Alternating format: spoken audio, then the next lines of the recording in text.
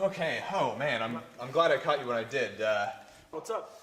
Well, I have a video project due in a couple hours, and I'm still confused about some things. Like what? Well, first of all, what's a montage? Alright, do you want the short answer or the long answer? Well, I mean, I'd really like to understand it, so the long answer, I guess.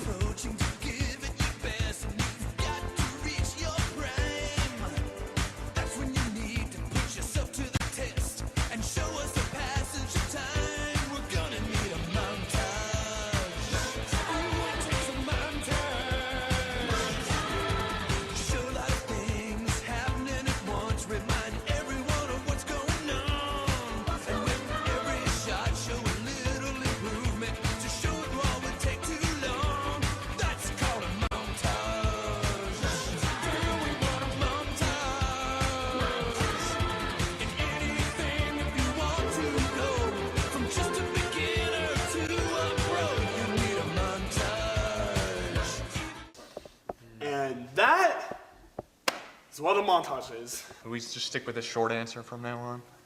What's continuity of mise-en-scène? So you know how movies are often shot out of sequence and over the course of multiple days? They are? Yeah, usually. Well, all the costumes, props, sceneries, things like that can't change and have to stay the same within every shot. And something with a distinct appearance, like this whiteboard, has to stay the same throughout the movie unless something within the narrative changes it. So, if you did have something distinct like this whiteboard, you could always make things a little simpler by having a character erase it before moving on to the next shot. I suppose you can, but you'll probably be better off constructing each scene and avoid having the characters do something that just doesn't appear organic for them. I mean, is a character really going to go, I think I'll erase this whiteboard before we move on? Probably not. Yeah, I mean, that's true. That's a good tip. Next, could you tell me what a match on action is? Sure thing. Let's say a character picks up this eraser. Okay. You'll have two shots. In the first shot, the action is started. In the second shot, the action is completed. The trick is to try and match the action on the right spot so it looks like one fluid motion rather than two that have been cut together. If you don't mind, I would like to erase this whiteboard. If you don't erase it quickly, it tends to streak.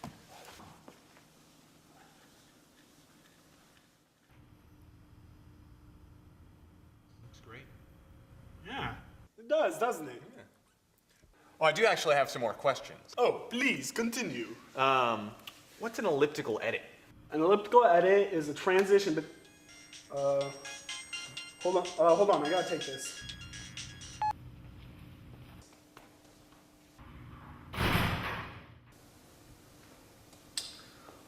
Wow.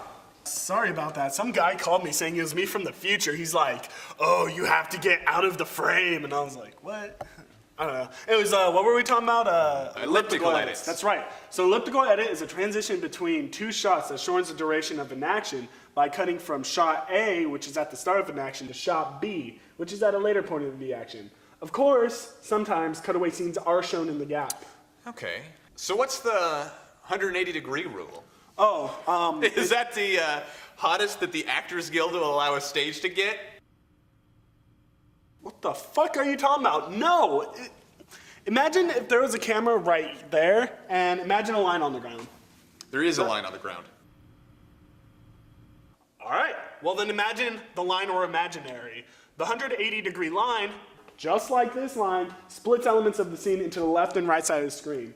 As long as the camera doesn't cross over this line, elements on the left side stay on the left side. Elements on the right side of the screen stay on the right side of the screen. That way the viewer doesn't get all confused about which way things are oriented. Okay, and what's the 30-degree rule? That's probably has nothing to do with temperature either. Wow, you're right about that. So, while the 180-degree rule sets the maximum range a camera can move within a scene, the 30-degree rule sets the minimum range. So if the camera doesn't at least move by 30 degrees, you get what's called a jump cut, which is jarring to the viewer and should be avoided. Well, could you give me an example of a jump cut? No. And what's continuity of performance? So that means that the way the actors move and talk doesn't change within a scene, without context. So for example, let's say two actors were speaking calmly to each other. Their levels of energy would remain constant throughout, so neither of them would suddenly appear really excited or really upset.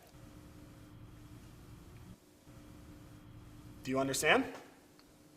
I do.